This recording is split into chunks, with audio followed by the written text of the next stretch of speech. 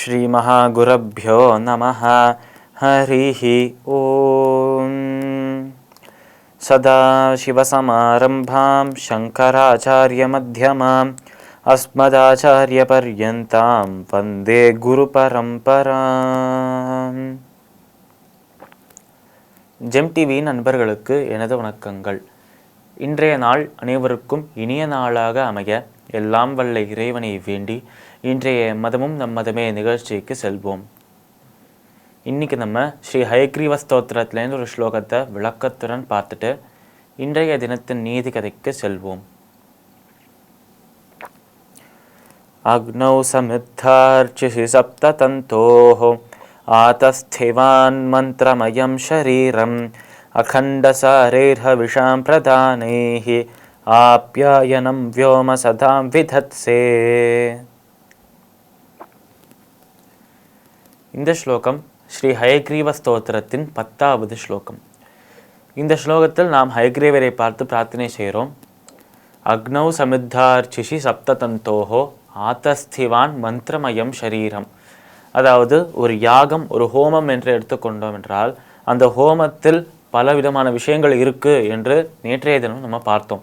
இந்த பலவிதமான விஷயங்கள், இந்த ஹோமத்துக்காக நம்ம உபயோகம் பண்ணுற உபகரணங்கள், அதுக்காக நம்ம யூஸ் பண்ணுற டூல்ஸ், இந்த ஒரு ஹோமத்தில், இந்த ஒரு யாகத்தில் நம்ம பகவானுக்கு சமர்ப்பணம் செய்யணுங்கிறதுக்காக வச்சிருக்க தானியங்கள், இந்த ஹவிசுகள், அந்த சமித்து, அந்த கட்டைகள் எல்லாமே, இப்படி பல விஷயங்களை அவருக்காக சமர்ப்பணம் செய்வதற்காக நெய், இந்த கற்பூரம் ஆகிய பல விஷயங்களை நம்ம வச்சுருக்கோம்.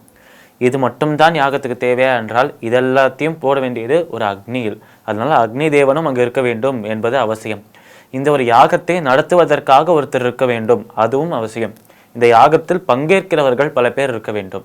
இப்படி இருந்தால்தான், இப்படி பல பேர் இருக்கா பங்கேற்கிறதுக்கு, யாகத்தை செய்ய ஒருத்தர் இருக்கார், அந்த யாகத்தில் அக்னி, நெருப்பு, அந்த ஒரு அக்னி தேவன் இருக்கிறார். அது அக்னி தேவனுக்குள்ள நம்ம சமர்ப்பணம் செய்கிறோம் பல விஷயங்களை. இப்படி ஒரு முழுமையான செட்டப்புக்கு தான் யாகம், ஹோமம் என்ற பெயர். இப்படி இருக்கும் ஒரு யாகத்திற்கு அதிபதியாக இருப்பவர், இந்த யாகத்தில் தலைவனாக இருப்பவர் ஹயக்ரீவர் தான் என்று இந்த ஸ்லோகத்தில் சொல்றான். அக்னௌ சமித்தார்ச்சிஷி சப்ததந்தோஹோ ஆதஸ்திவான் மந்திரமயம் சரீரம். நம்ம சொல்ற அந்த ஒரு யாகத்தை நடத்துகிறோம், அந்த யாகத்தை செய்பவராகவும் ஹயக்ரீவர் இருக்கார். அந்த யாகத்தில் இருக்கும் அந்த அக்னி, அந்த யாக குண்டத்தில் இருக்கும் அந்த ஒரு அக்னியாகவும் ஹயக்ரீவர் இருக்கார். அந்த யாகத்தை செய்வதற்காக, அந்த யாகத்தை நடத்துபவர் சில மந்திரங்களை சொல்வார், சில ஸ்லோகங்களை எல்லாம் சொல்வார். இப்படி அந்த யாகத்தை செய்யும் நபர் சொல்லும் அந்த மந்திரங்களிலும் அந்த ஸ்லோகங்களிலும், அந்த மந்திரங்கள் ஸ்லோகங்களின் ஒவ்வொரு எழுத்திலும் நம்ம ஹயக்ரீவர் இருக்கார் என்று இந்த ஸ்லோகத்தில் சொல்றார். அக்னௌ சமித்தார்ச்சிஷி சப்ததந்தோஹோ ஆதஸ்திவான் மந்திரமயம் ஷரீரம் அகண்ட சாரேர் ஹவிஷாம் பிரதானைஹி ஆப்யாயனம் வ்யோமசதாம் விதத்சே. இப்படி ஒரு யாகத்திலும் ஹயக்ரீவர் ஏன் இருக்கார்? அவருக்கு அந்த யாகத்தில் அவர் செய்ய வேண்டிய அந்த ஒரு கடமை, அவருக்கு இருக்கும் அந்த பொறுப்பு என்ன என்றால், நம்ம ஒரு யாகத்தை, எந்த தேவதையை, எந்த ஒரு தெய்வத்தை நினைத்து நம்ம ஒரு யாகத்தை செய்கிறோமோ அந்த தெய்வத்திற்கு அந்த ஒரு யாகத்தில் போடும், சமர்ப்பணமாக போடும் அந்த விஷயங்களை அந்த தேவதைக்கோ இல்லை தெய்வத்திற்கோ கொண்டு போய் சேர்க்கிறது ஹயக்ரீவர் தான் என்று இந்த ஸ்லோகத்தில் சொல்றார். அதனால் ஒரு விஷயத்தை நம்ம செய்கிறோம், இப்போ இந்த இடத்துல நான் ஒரு தெய்வத்திற்காக தானியங்களை இந்த ஒரு அக்னியில் சமர்ப்பணம் செய்கிறேன் என்றால், இந்த ஒரு அக்னி தேவனானவன் இந்த ஒரு தானியங்களை பெற்றுக்கொள்வார். இந்த ஒரு தானியங்களை அவர் பெற்றுக்கொண்டு அதை ஹயக்ரீவருக்கு தருவாராம். ஹயக்ரீவர் அங்கேருந்து எந்த தெய்வத்தை நோக்கி நம்ம இந்த யாகத்தை செய்கிறோமோ அந்த தெய்வத்திற்கு சென்று அவர்கிட்ட சொல்லுவாராம், உன்னை நம்பி உன்னோட கருணையை வேண்டி ஒரு யாகத்தை இவன் செய்கிறான், இவன் செய்யும் அந்த யாகத்தில் உனக்காக அவன் சமர்ப்பணம் செய்தது இந்த தானியங்கள் தான், இந்த தானியங்களை பெற்றுக்கொண்டு அவனுக்கு நீ அருள் புரிவாயாக என்று ஹயக்ரீவர் அந்த சமர்ப்பணம் செய்யப்பட்ட விஷயங்களை யாக குண்டத்திலிருந்து அந்த தெய்வத்திற்கு எடுத்து செல்வாராம். இந்த மாதிரி ஒரு பொறுப்பு, இந்த மாதிரி ஒரு உன்னதமான உயர்வான ஒரு பொறுப்பு, ஒரு கடமை இருக்காம் ஹயக்ரீவருக்கு. அப்பேற்பட்ட ஹயக்ரீவருக்கு நமஸ்காரங்கள் என்று இந்த ஸ்லோகத்தில் நம்ம சொல்றோம். இந்த ஸ்லோகத்திற்குண்டான விளக்கம் இதுவே. இன்னைக்கு நம்ம ஆப்பிள் மரம் அப்படின்னு தலைப்பில் நீதி கதையை பார்ப்போம்.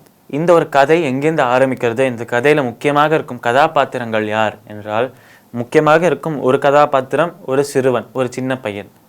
அடுத்ததாக இருக்கும் ஒரு மரம். இந்த மரம் ஒரு ஆப்பிள் மரமாக இருக்கு, ஆப்பிள்லாம் வர ஒரு மரமாக இருக்காம் இது.